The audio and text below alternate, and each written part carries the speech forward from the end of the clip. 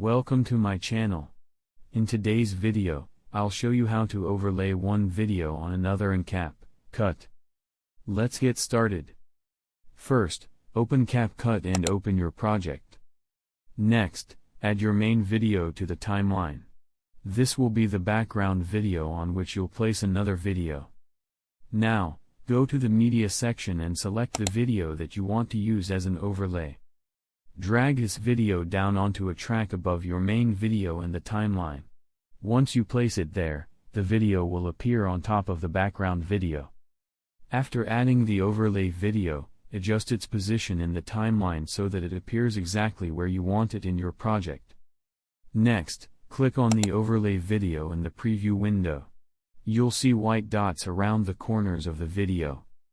Use these white dots to resize the overlay video. You can make it larger or smaller depending on your needs. You can also click and drag the video to move it anywhere on the screen. For example, you can place it in a corner for a picture-in-picture effect or position it anywhere else you like. Keep adjusting the size and position until you're satisfied with the result. And that's it.